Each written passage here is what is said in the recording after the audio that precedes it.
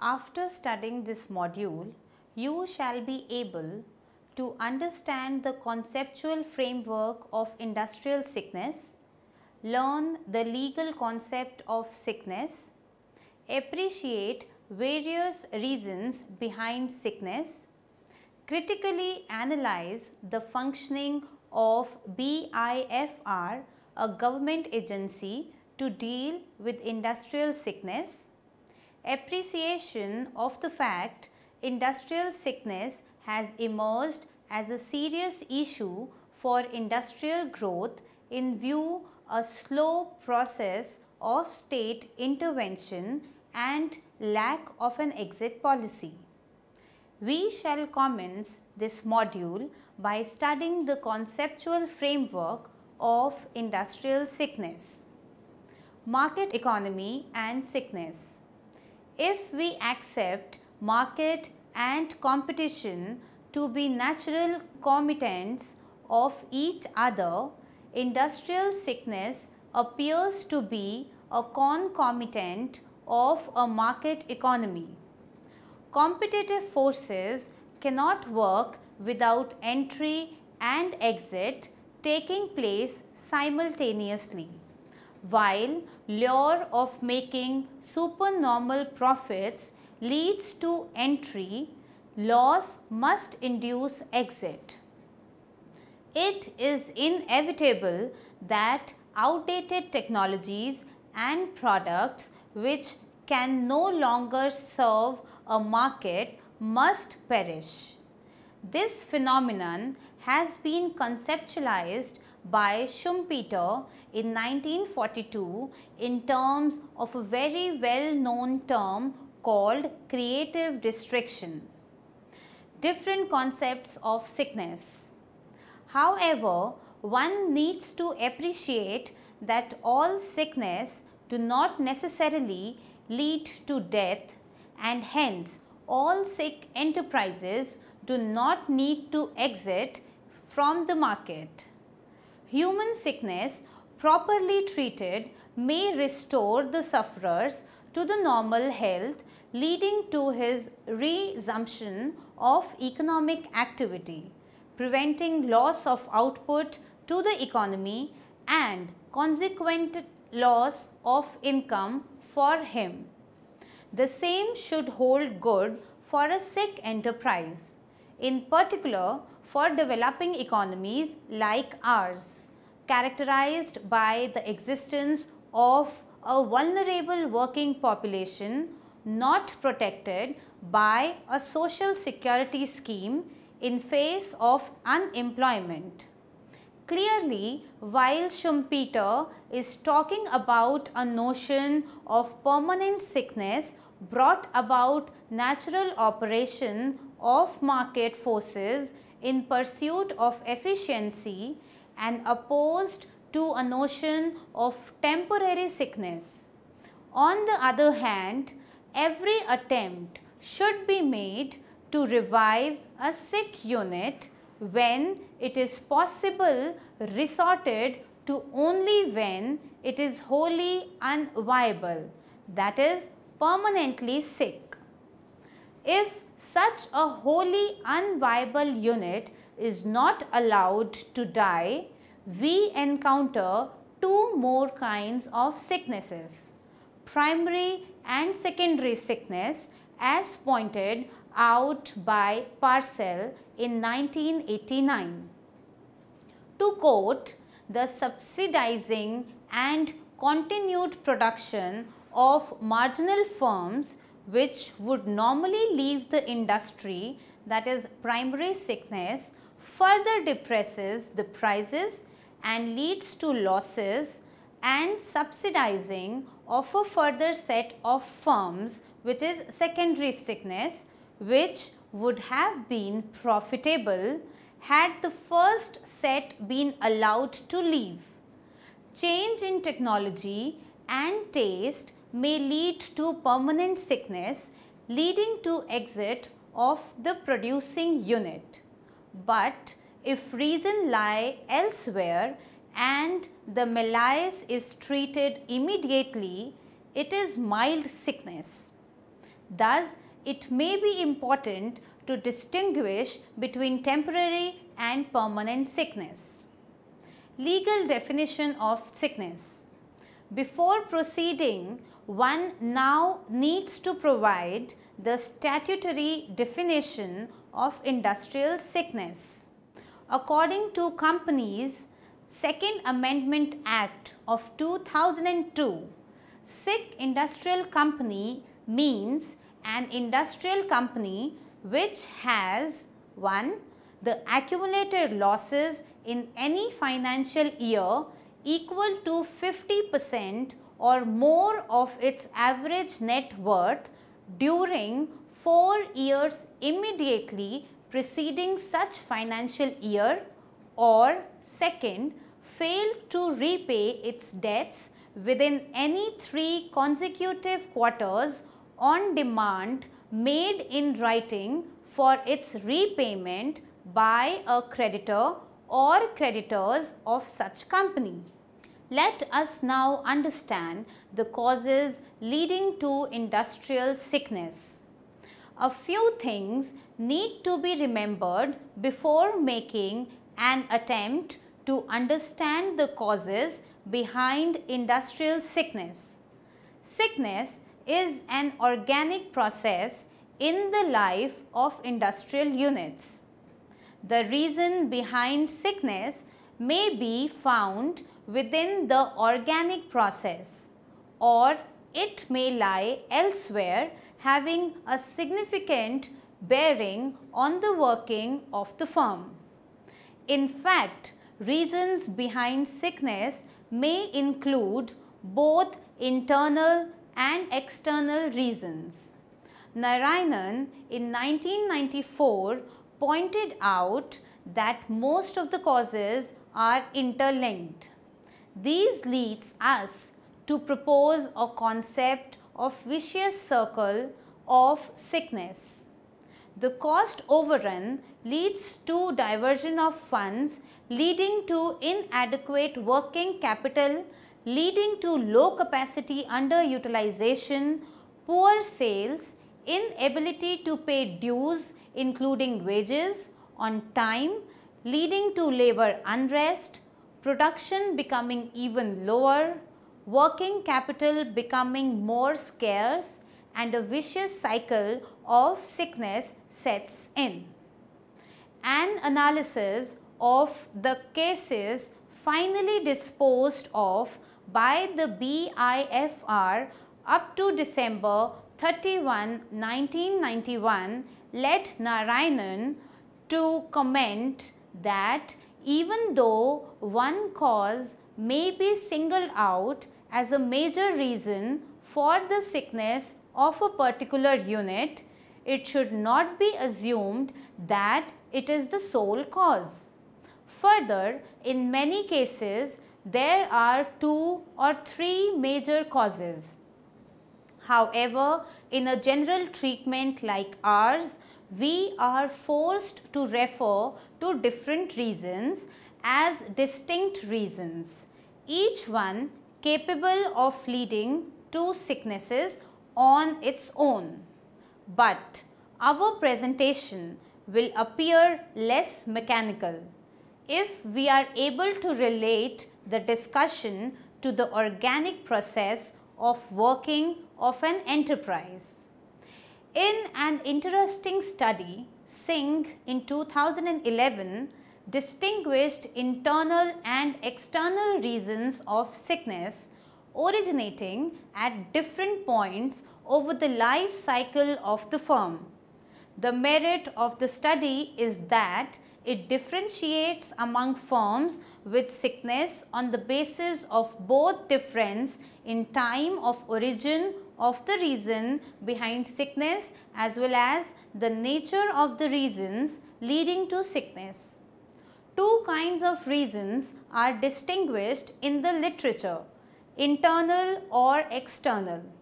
The external factors usually affect all the units of the same industrial group simultaneously and are likely beyond the control of the management. On the other hand, the internal factors may affect a particular unit only and mostly are within the control of management. Singh also distinguishes among the three distinct scenarios: born sick, become sick and made sick. First is the enterprises born sick. It needs to be appreciated that sickness is not always a post-implementation feature. Some industrial projects are born sick from the very starting point itself.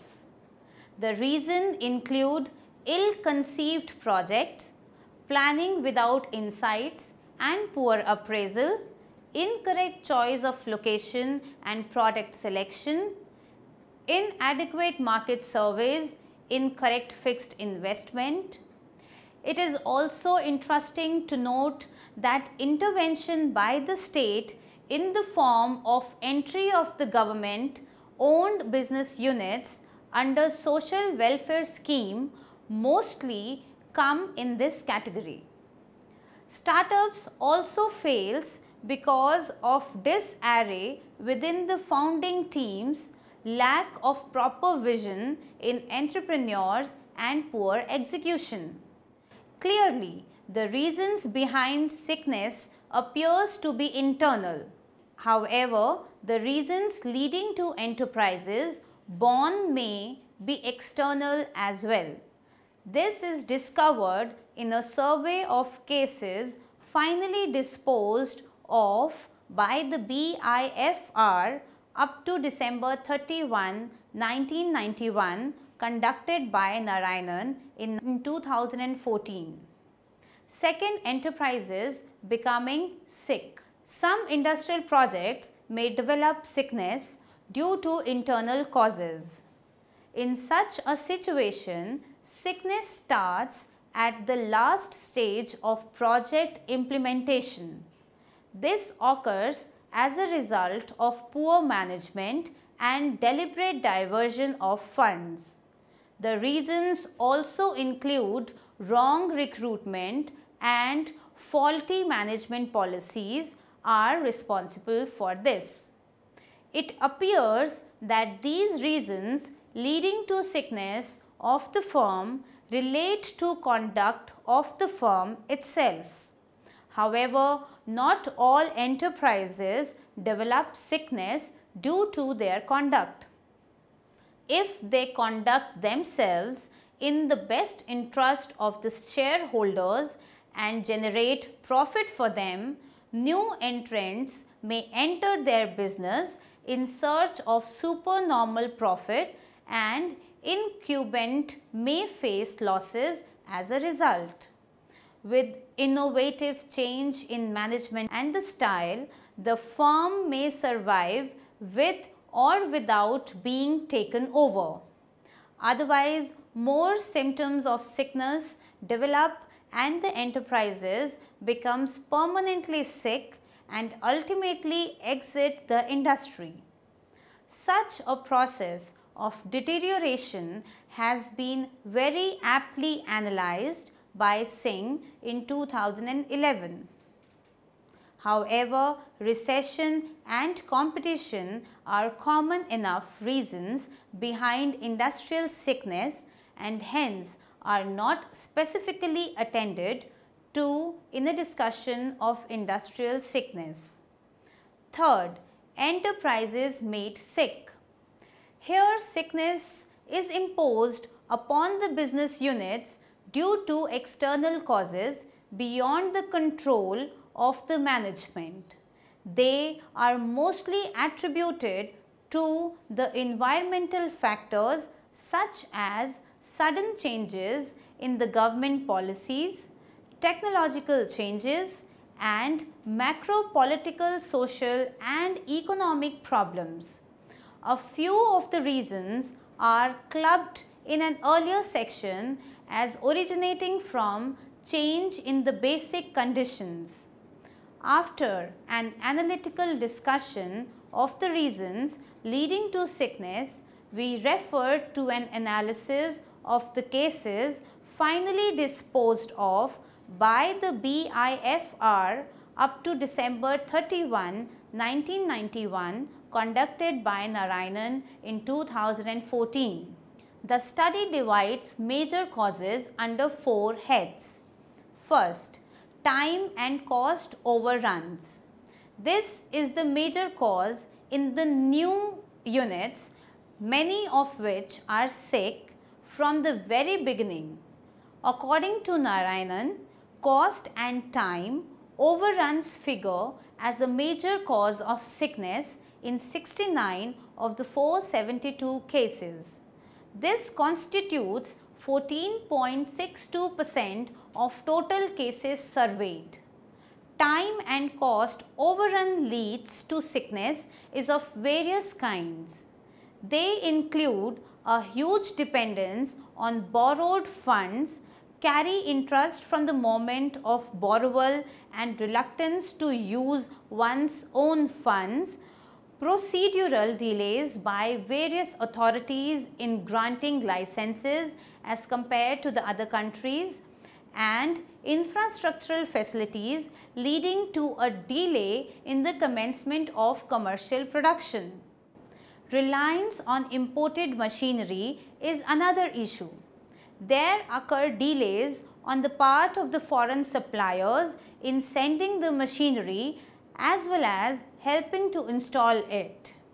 At times, a defective equipment is supplied as well.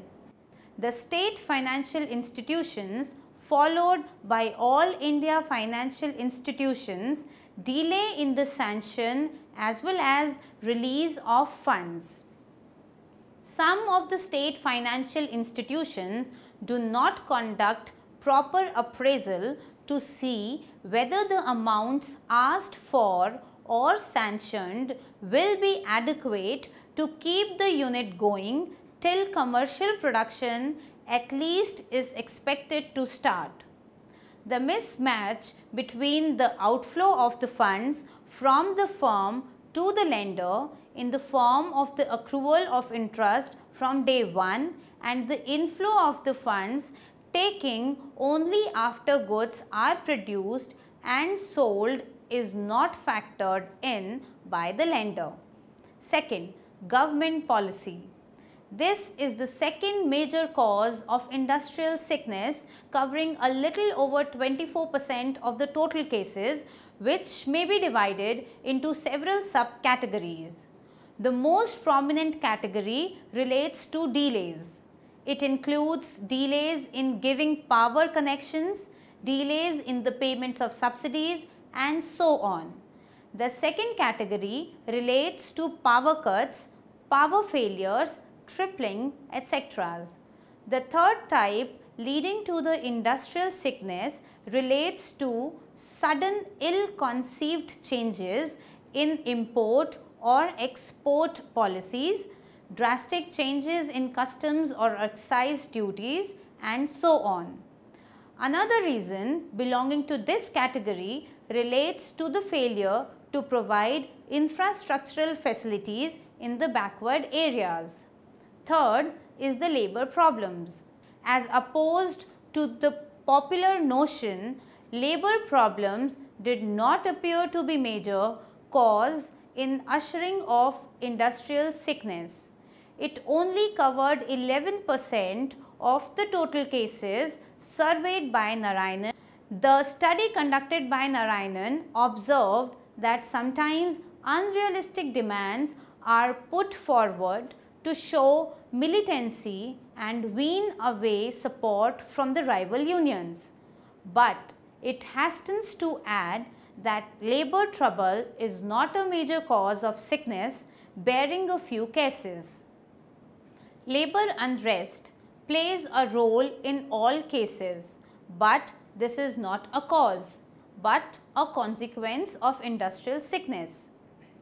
When wage payments get delayed or are stopped altogether, when bonuses are not declared, labor tends to become restive, and this happened in almost all the companies which start becoming sick. A number of these cases relate to inter-union rivalry, while some relate to a wooden attitude on the part of the management. Although labor troubles as the sole reason behind industrial sickness is not widespread, they may be sporadic instances of collusion between management and trade union, leading to mutual gains at the cost of ordinary workers. Ganguly in 1989 provides a very interesting case study of aluminium manufacturing company where owners and unions colluded behind the back of the workers to liquidate a sick industrial unit, in the process contravening the Calcutta High Court's explicit directives, and argued that political economy aspect of industrial sickness should not lost sight of. Fourth, mismanagement of the enterprises. This constituted the most significant reason behind the industrial sickness, covering more than 50% of the cases surveyed by Narayanan in 1994. The first type of mismanagement includes cases of deliberate mismanagement such as siphoning away funds either to associate concerns or for the personal purposes, deliberate purchase of substandard or defective equipment, fraud on the banks and institutions, etc. The second category of mismanagement is that due to incompetence or neglect, such as failing to do a market survey before starting a project, not making sure of the source of the raw material, bad financial planning, deciding on an uneconomic size, and so on. The third category of mismanagement, the most prominent in some of the older industries, for example textile or jute, is the failure to move with the time, to modernize equipments, to update technology, etc. The fourth type of mismanagement has been that of diversion of working capital for expansion, for the acquisition of fixed assets, etc., not in line with the prudent business practice. Another type of mismanagement is that caused by the internal dimensions in the management. Whether the management is in the hands of one family or the 2 or 3 groups, that matters a lot. Ghosh in 1979 provides an interesting case study relating to mismanagement. There were certain measures taken up by the government. Let us study those measures. The Board for Industrial and Financial Reconstruction, that is BIFR, was established for the timely detection of industrial sickness and speedy determination of both preventive and remedial measures. The kind of viability envisaged here is that of a unit which can make its net worth positive and meet its liabilities within a reasonable time, given assistance in the shape of concessions and reliefs from the governments, banks, institutions and other creditors and laborers, and infusion of interest-free funds by the management. It is with this objective that the BIFR was set up, and its performance has been at just good despite various constraints under which it has been functioning. This brings us to an analysis of constraint faced by the BIFR and the delays caused by these constraints. One major problem is that the powers of the BIFR are purely persuasive and non-mandatory as far as governments, banks and institutions are concerned.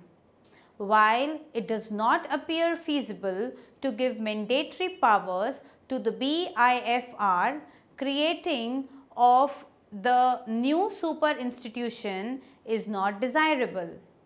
Nevertheless, a new changes may be in order. These changes are intended to take care of delays occurring at different stages of revival of SIC units.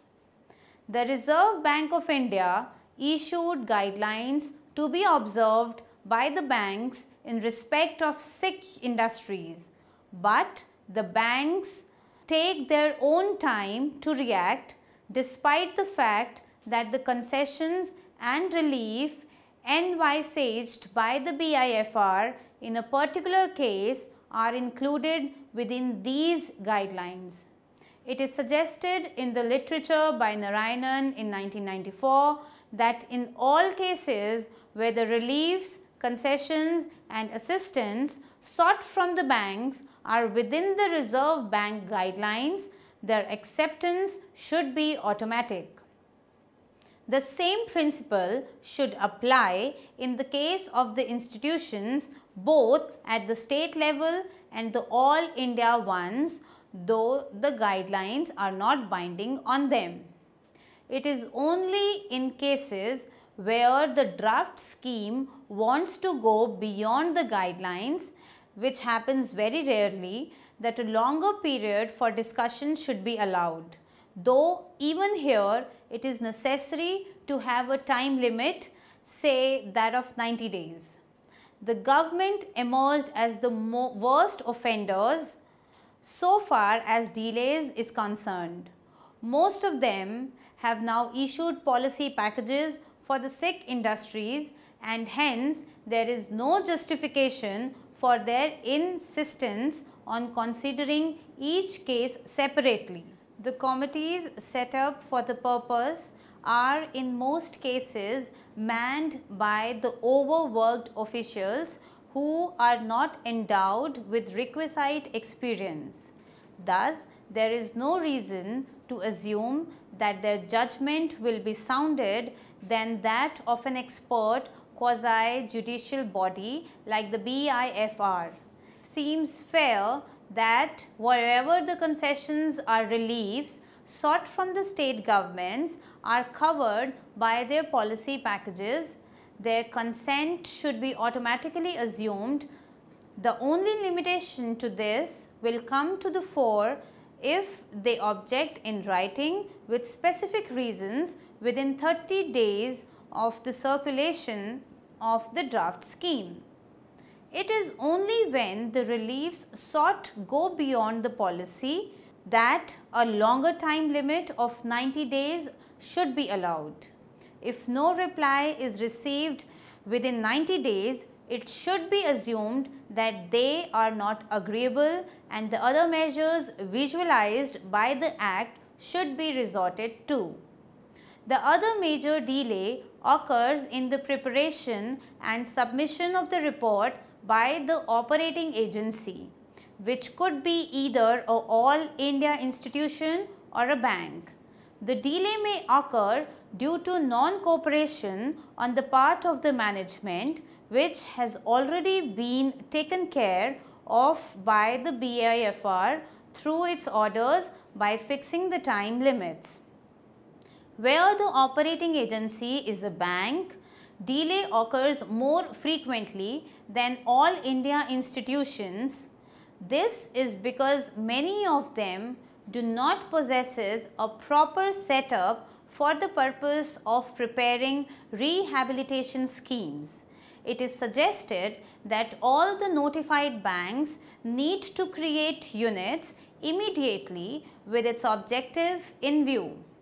In case it is found that revival of the company is an impracticable proportion, by the means of any of the measures contemplated by the Act, steps need to be taken to wind it up under section 21. In this matter, literature has lauded BIFR as it had proceeded with cautious steps. In most cases of winding up, delay is due to state governments who are keen to drag on the matter for political reasons. It appears that imposing of a time limit of 3 months should take care of this problem. Either they should suggest means of revival within that period or withdraw their objection to the company being wound up. But a lack of clarity on exit policy acts as a bottleneck to a logical and fair solution of the problem. Let us now discuss the industrial sickness, a multifaceted problem affecting orderly industrial growth which defies immediate solution. Market succeeds by eliminating the permanently sick firms. However, if the sickness is temporary and the state has already enacted laws to deal with the problem, there are several implementation failures. Even when there are provisions in the law to look after the process towards wounding up a firm which cannot be revived, lack of a clear exit policy acts as a dampener to a smooth process of exit. This is not in tune with the market economy. If we say that we need a market economy with safeguards, then the nature of safeguards and how they will operate should be spelled out clearly. Let us now look at the gainers and the losers at various stages. Beginning from inception of the firm to rehabilitation or winding up of the firm, paradoxically, given our institutional setup, the only section which benefits in all situations are management of enterprises. They gain while starting the business as they bring little own capital and use borrowed money. They gain again by defaulting willfully when they make profit using borrowed money.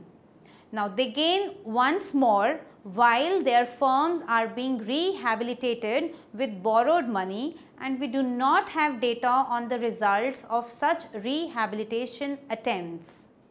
Enterprises came into being using public money provided by depositors and taxpayers through banks and financial institutions loan. While the case of taxpayers did not receive some attention in the literature on industrial sickness, it is apparent that the case of depositors remain unattended.